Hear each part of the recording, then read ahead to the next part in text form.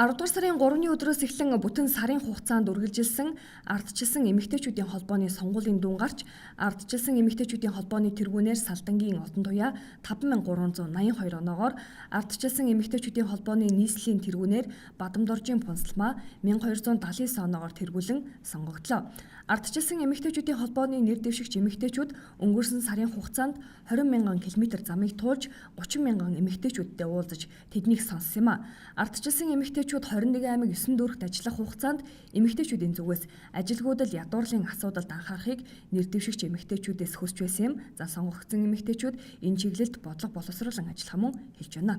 За хамгийн түрүүнд би бас хүмүүстэй талархал илэрхийлэхээс эхлэе гэж бодож байна. Энэ сунгаа бол одоо зөвхөн 3 нэр дэвшигчийн ажил биш.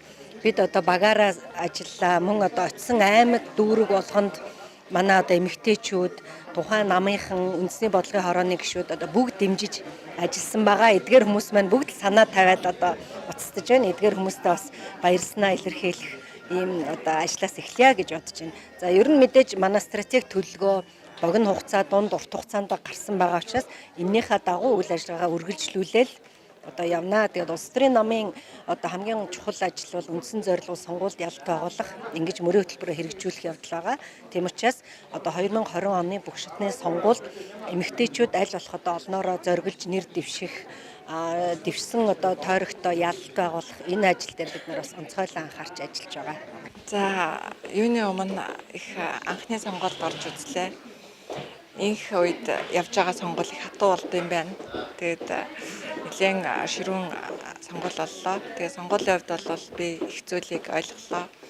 Сар ирээтэй одоо надтай баг болж явсан, намайг итгэж дэмжижсэн хүмүүстэй, найз нөхдөдөө одоо хүрээлэлдээ маш их баярлж байгаа илэрхийлье.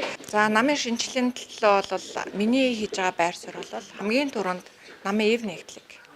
Намын эв нэгдлийг би хариуцахаас төрүүлээд нийслэлд байгаа эмэгтэйчүүдийн эв нэгдлийг л хамгийн түрүүнд л миний анхаарах ёстой зүйл бол энэ юм аа гэж бодож байгаа. Би бол нэг их фракц дүүрэг гэхээсээ илүү нэгдсэн нэг нийслэлийн эмэгтэйчүүдийг нэг том цөм болгох ёстой л гэж харж байгаа. Ардчилсан эмэгтэйчүүдийн холбооны тэргүүнд Салдангийн Одон туяа, Цэгмдийн Цэрэн долгор, Төрмөнхийн Пүрэв хатан, ардчилсан эмэгтэйчүүдийн холбооны нийслэлийн тэргүүнд Одон тунгалаг, Цацрал туяа, Пунсалмаа нар өрсөлдсөн юм а.